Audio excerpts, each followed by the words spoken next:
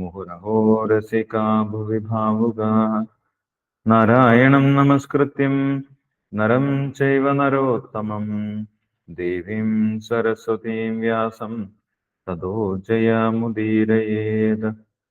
നഷ്ടപ്രായേഷു ഭദ്രേഷു നിത്യം ഭാഗവത സേവയാ ഭഗവതി ഉത്തമശ്ലോകേ ഭക്തിർഭവതി നൈഷ്ഠികീം. കൃഷ്ണായ വാസുദേവായ ദേവകീനന്ദനായ ച നന്ദഗോപകുമാരായ ഗോവിന്ദായ നമോ നമഃ. കൃഷ്ണ ശ്രീമദ് ഭാഗവതം ചതുർത്ഥ സ്കന്ധം അധ്യായം 4. സതി അവളുടെ ശരീരം ത്യജിക്കുന്നു. ശ്ലോകം 3 മുതൽ 7 വരെ വായിക്കാം. തതോ വിനിശ്വസ്യ സതി വിഹായ തം ശോകേന രോഷേണ ച ദൂയതാ ഹൃതാ പിത്രോരഗാത് സ്ത്രൈണ വിമൂഢധീർഗൃഹാൻ പ്രേംനാത്മനോ യോ അർദ്ധമദാത് സദാം പ്രിയാ താമന്നഗച്ഛൻ ദ്രുതവിക്രമാം സതി ഏകാം ത്രിനേത്രാനുചര സഹസ്രശ സപാർഷദയക്ഷ മണിമന്മദാദയ പുരോ വൃഷേന്ദ്രാസ്തരസാ ഗതവ്യഥാ താം ശാരികാ കന്ദുകദർപ്പണാംബുജ ശ്വേതാദപത്രാവ്യജനാസ്രഗാദിഭിः ഗീതായനൈർദുന്ദുഭിശങ്കവേണുഭിർ വൃഷേന്ദ്രമാരോപ്യ വിഡംഗിതായയൂ.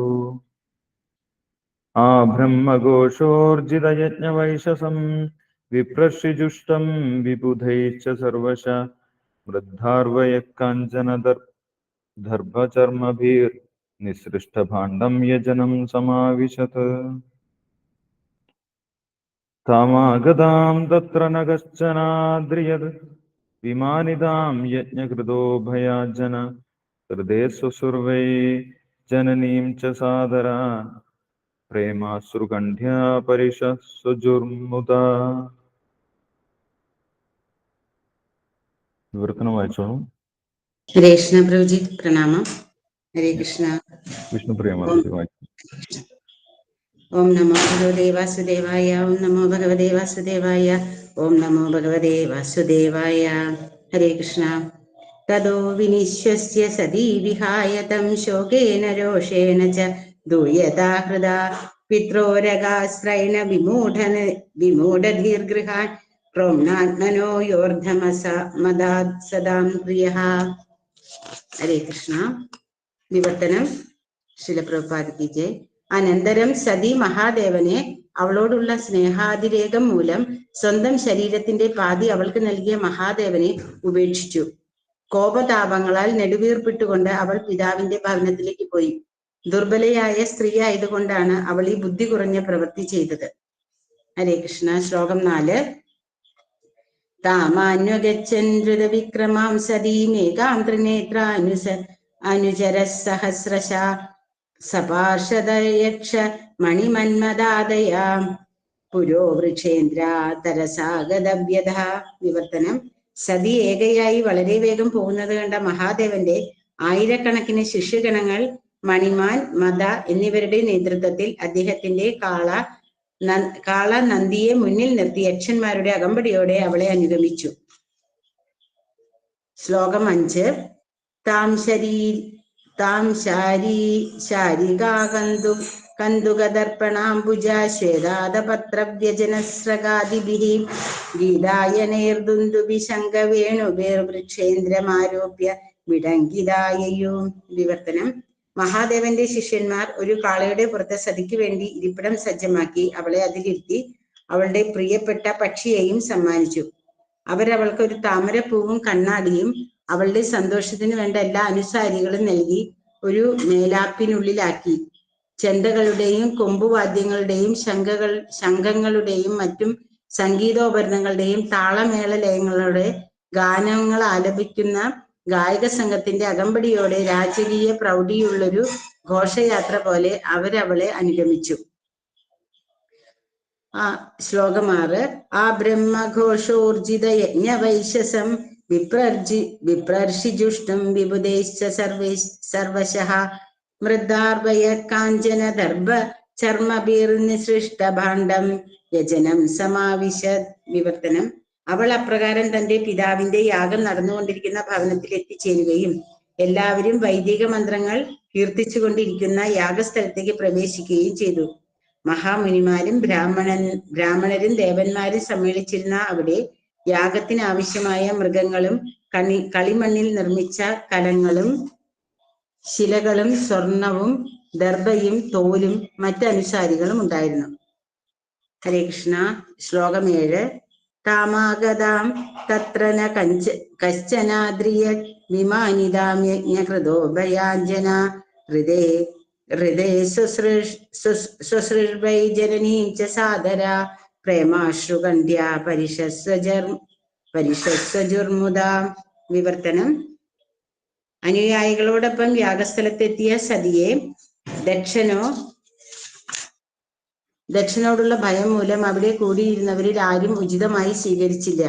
അവരാരും സ്വാഗതം ചെയ്തില്ലെങ്കിലും അവളുടെ മാതാവും സഹോദരിമാരും അവളെ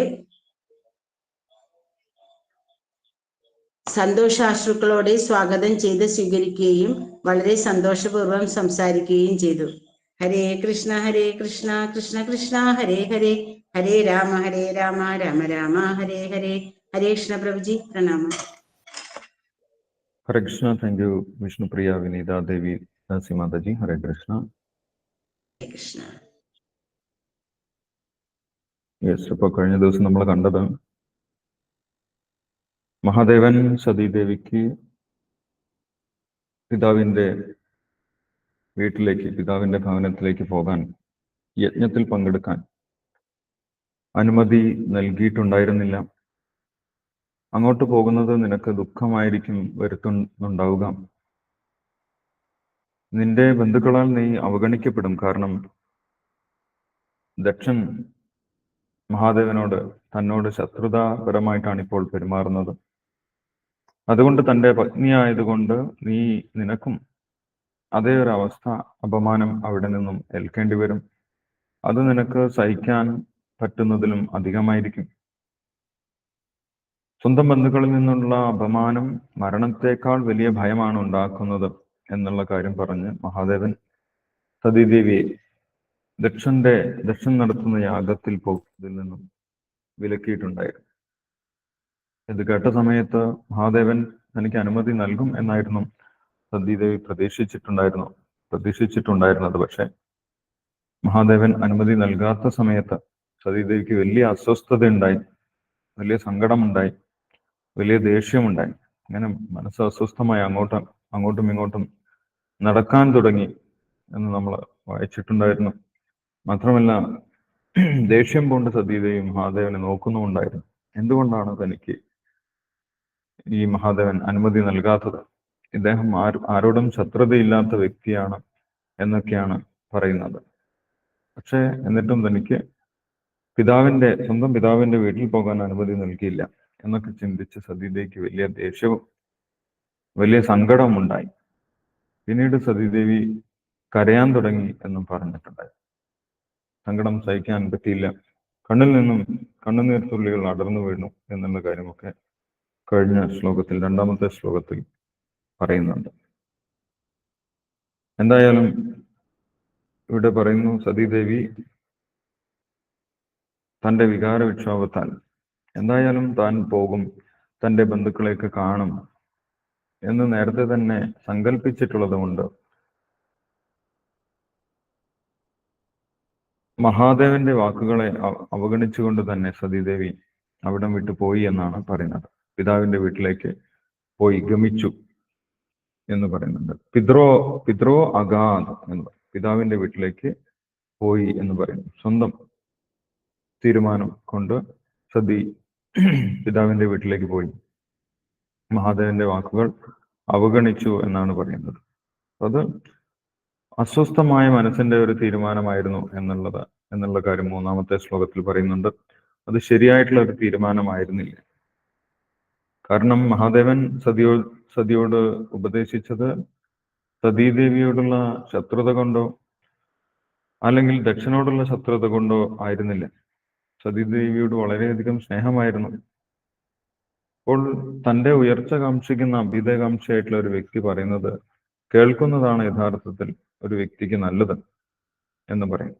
പക്ഷെ അങ്ങനെ ഉള്ള മഹാദേവൻ പറഞ്ഞിട്ടും സതീദേവി അത് അവഗണിച്ചു. അത് അസ്വസ്ഥമായിട്ടുള്ള മനസ്സിന്റെ കോപതാപങ്ങളാൽ അസ്വസ്ഥമായിട്ടുള്ള മനസ്സിന്റെ ഒരു തീരുമാനമായിരുന്നു എന്ന് പറയും. ഒറ്റയ്ക്ക് തന്നെ സതീദേവി തന്റെ വീട്ടിലേക്ക്, പിതാവിന്റെ വീട്ടിലേക്ക് പോയി എന്ന് പറയുന്നു. അത് ഒരു ശരിയായിട്ടുള്ള തീരുമാനമായിരുന്നില്ല എന്നിവിടെ പറയുന്നുണ്ട്. നമ്മൾ വികാരങ്ങൾ കൊണ്ടെടുക്കുന്ന തീരുമാനം പലപ്പോഴും മിക്കവാറും ശരിയാവുകയില്ല എന്നാണ് പറയുന്നത്. വികാര വിക്ഷോഭങ്ങളിൽ ഇരിക്കുന്ന സമയത്ത് എടുക്കുന്ന തീരുമാനം പലപ്പോഴും തെറ്റായിപ്പോകും. വിവേകപൂർവം ആരാണോ ഉപദേശം നൽകുന്നത് ആ ഉപദേശം സ്വീകരിക്കുന്നതാണ് നമ്മുടെ ജീവിതയാത്രയിൽ മുന്നോട്ട് പോകുന്നതിന് നല്ലത് എന്നുള്ള കാര്യം ഇവിടെ വിശദീകരിക്കുന്നുണ്ട്. ആ സമയത്ത് സതീദേവി ഒറ്റയ്ക്ക് പോകുന്നത് കണ്ട മഹാദേവന്റെ അനുചരന്മാർ, ആയിരക്കണക്കിന് അനുചരന്മാർ, ഏകാന്തൃനേത്രാൻ അനുചര സഹസ്രശ, മഹാദേവന് ആയിരക്കണക്കിന് അനുചരന്മാർ, ഭൂതഗണങ്ങൾ, യക്ഷന്മാരൊക്കെ മഹാദേവന്റെ ചുറ്റുമുണ്ട്. അവര് സതീദേവിക്ക് അകമ്പടി നൽകുന്നതിന് വേണ്ടി സതീദേവിയെ അനുഗമിച്ചു എന്നാണ് പറയുന്നത്. അത് മഹാദേവൻ പറഞ്ഞിട്ടല്ല, സ്വന്തം ഇഷ്ടപ്രകാരം. മഹാദേവൻ അത് ഉദ്ദേശിക്കുന്നുണ്ടാകും. എങ്ങനെയാണ് സതീദേവി ഒറ്റയ്ക്ക് പോകുന്നത് എന്ന് മഹാദേവൻ ചിന്തിക്കുന്നുണ്ടാകും എന്ന് കരുതി മഹാദേവന്റെ അനുചരന്മാരായിട്ടുള്ള ഭൂതഗണങ്ങളൊക്കെ സതീദേവിക്ക് അകമ്പടി നൽകുന്നതിനായി പോയി എന്നാണ് പറയുന്നത്. അവരുടെ ചില വ്യക്തികളുടെ പേരുകൾ പറയുന്നുണ്ട്.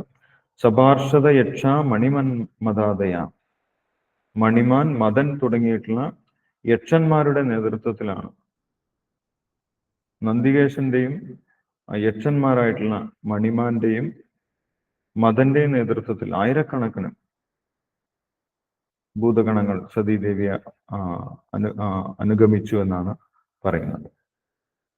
ഇതാണ് യഥാർത്ഥത്തിൽ ഒരു അനുചരൻ എന്നുള്ള വാക്കുകൊണ്ട് ഉദ്ദേശിക്കുന്നത് എന്ന് ഭാവാർത്ഥത്തിൽ ശ്രീല പ്രഭുപാദർ പറയുന്നുണ്ട്. അനുചരൻ എന്താണോ യജമാനൻ ഉദ്ദേശിക്കുന്നത് അത് പറയാതെ തന്നെ മനസ്സിലാക്കി അതിനനുസരിച്ച് പ്രവർത്തിക്കുന്ന വ്യക്തിയാണ് യഥാർത്ഥത്തിലുള്ള അനുചരൻ എന്ന് പറയും. പറയേണ്ട ആവശ്യമില്ല. അനുചരന്മാർക്ക് മനസ്സിലാകണമെങ്കിൽ പറയാതെ തന്നെ കണ്ടറിഞ്ഞ് പ്രവർത്തിക്കുന്നവരാണ് അനുചരന്മാർ. സതീദേവിയെ ഇങ്ങനെ ആയിരക്കണക്കിന് ഭൂതഗണങ്ങൾ അനുഗമിച്ചു, അകമ്പടി സേവിച്ചു എന്ന് പറയുന്നു. സതീദേവിയുടെ ഭാവം എന്തായിരുന്നു എന്നും പറയുന്നുണ്ട്. ഗതവ്യത എന്ന് പറയുന്നു.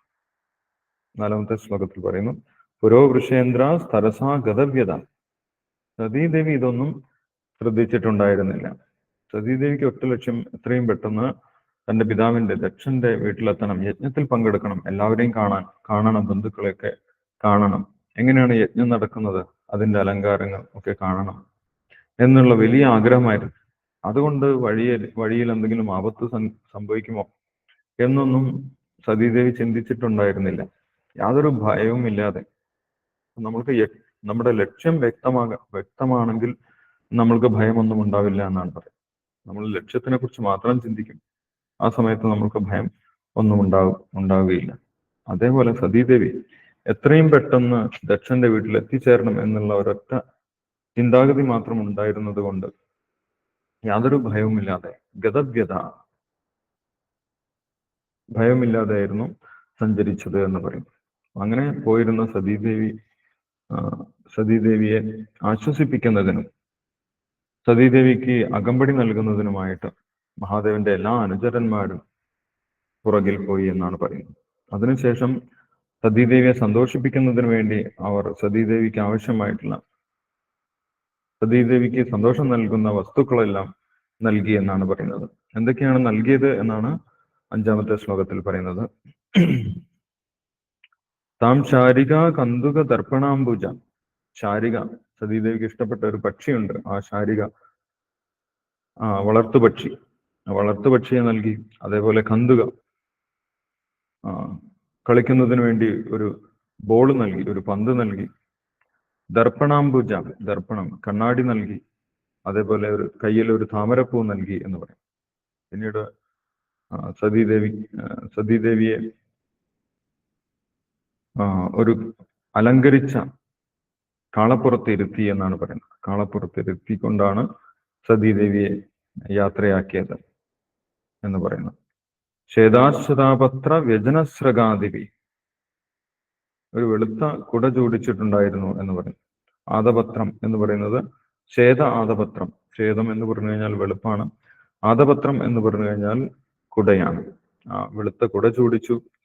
അതേപോലെ വ്യജനം എന്ന് പറഞ്ഞു കഴിഞ്ഞാൽ ചാമരം. ചാമരം കൊണ്ട് വീശി. സ്രക് എന്ന് പറയുന്നത് ഹാരമാണ്.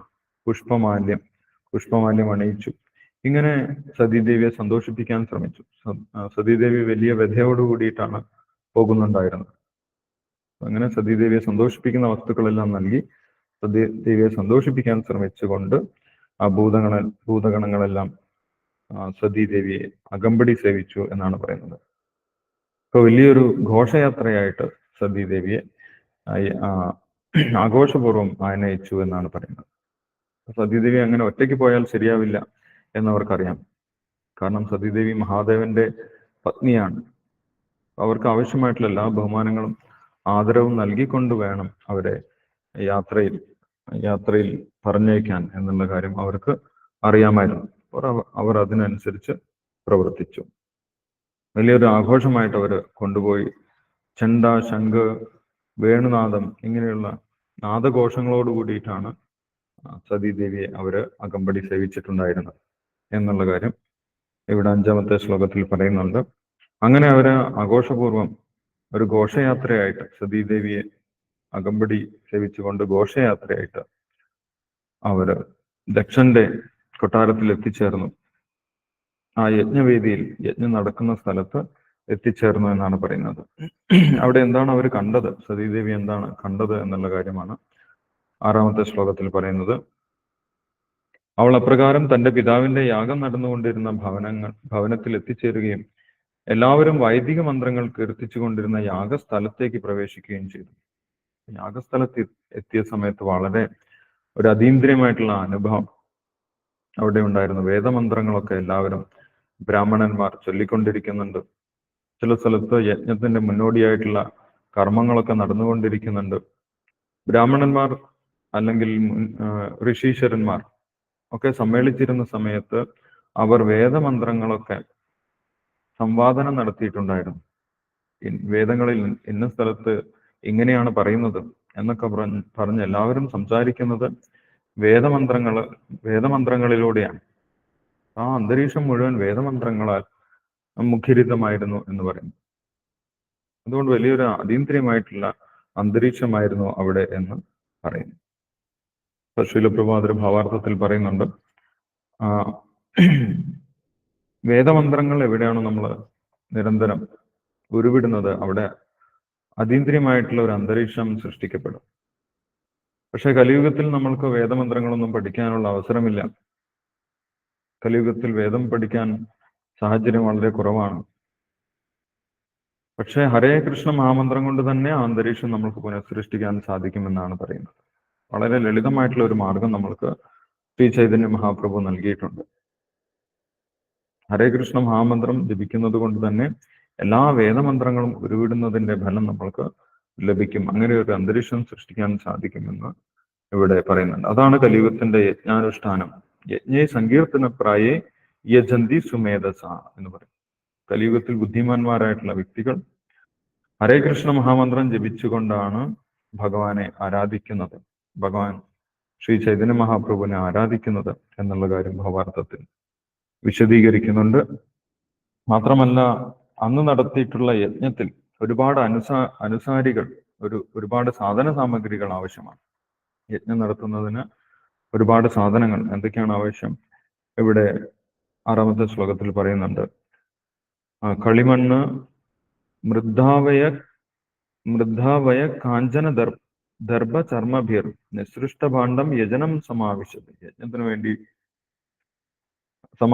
സമാഹരിച്ചിരുന്ന വസ്തുക്കളൊക്കെ സതീദേവി കണ്ടിട്ടുണ്ടായിരുന്നു എന്ന് പറയുന്നു. എന്തൊക്കെയാണ്? കളിമണ്ണ്, മരത്തടി, ഇരുമ്പ്, സ്വർണം, കുശപ്പുല്ല്, തോലുകൾ, അതേപോലെ യജ്ഞത്തിനായിട്ടുള്ള ബലിമൃഗങ്ങൾ, ഇങ്ങനെയുള്ള വ്യത്യസ്ത വസ്തുക്കളെയും യജ്ഞത്തിനായിട്ട് കൊണ്ടുവന്നിട്ടുള്ള മൃഗങ്ങളെയും കണ്ടിട്ടുണ്ടായിരുന്നു. അന്നത്തെ കാലത്ത് ആ യജ്ഞങ്ങളിൽ ചില മൃഗങ്ങളെ സെലക്ട് ചെയ്ത് തിരഞ്ഞെടുത്ത് ബലി നൽകും എന്ന് പറയും. നമ്മൾ വിചാരിക്കും, മൃഗഹത്യ, യജ്ഞഭൂമിയിൽ മൃഗഹത്യ നടക്കുന്നുണ്ട്. അത് എന്തിനാണ് എന്നുള്ള കാര്യം വിശദീകരിക്കുന്നുണ്ട്. ഒരു ബ്രാഹ്മണൻ പഠിച്ചിട്ടുള്ള വേദമന്ത്രങ്ങൾ ശരി തന്നെയാണ് എന്ന് പരീക്ഷിക്കുന്നതാണ് ഈ യജ്ഞവേദിയിൽ നടക്കുന്നത്. അപ്പൊ അവർക്ക് ശരിയായ രീതിയിൽ വേദമന്ത്രങ്ങൾ ജപിച്ചുകൊണ്ട് വീണ്ടും ആ മൃഗത്തിന് പുതിയൊരു ശരീരം നൽകാൻ സാധിക്കും.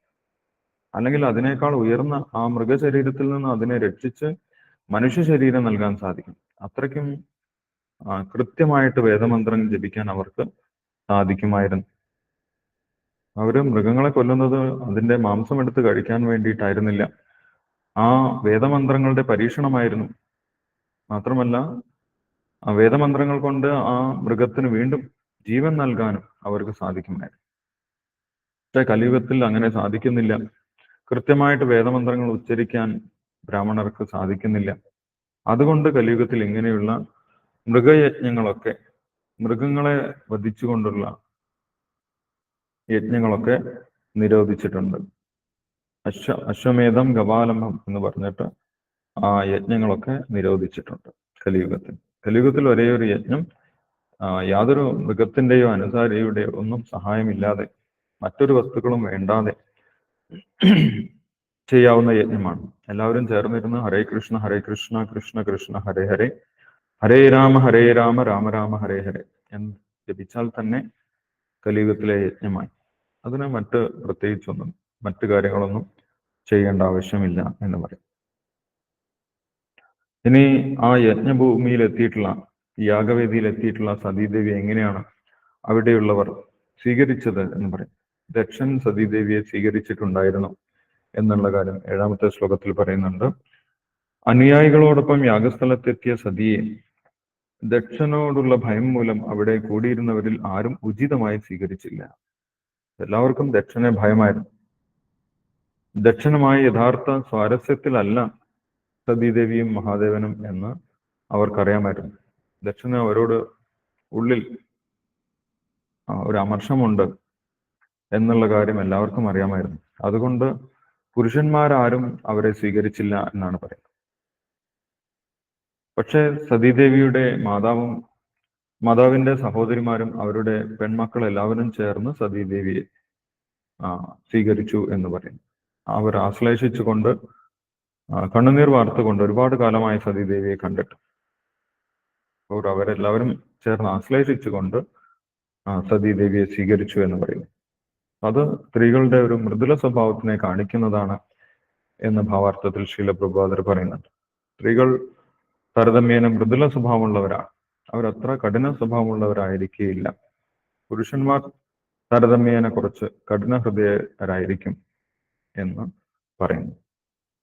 അതുകൊണ്ട് അവർ സതീദേവിയുടെ മാതാവായിട്ടുള്ള പ്രസൂതിയുടെ സഹോദരിമാരായിട്ടുള്ള ആകൂതി, ദേവഹൂതി, അവരുടെ മക്കൾ, ഇവരെല്ലാവരും ചേർന്ന് സതീദേവിയെ സ്വീകരിച്ചു എന്ന് പറയും.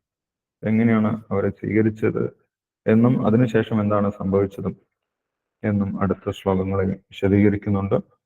അത് നമുക്ക് അടുത്ത ദിവസം വായിക്കാം. അപ്പൊ നമുക്ക് നാമം ജപിക്കാം. ഹരേ കൃഷ്ണ. ഹരേ കൃഷ്ണ പ്രഭുജി. ശ്രീകാന്ത് പ്രഭുജി ജപിച്ചു. ജയ ശ്രീ കൃഷ്ണ ചൈതന്യ പ്രഭു നിത്യാനന്ദ ശ്രീ അദ്വൈത ഗദാധര ശ്രീവാസാദി ഗൗര ഭക്തവൃന്ദ. ഹരേ കൃഷ്ണ കൃഷ്ണ കൃഷ്ണ ഹരേ ഹരേ, ഹരേ രാമ ഹരേ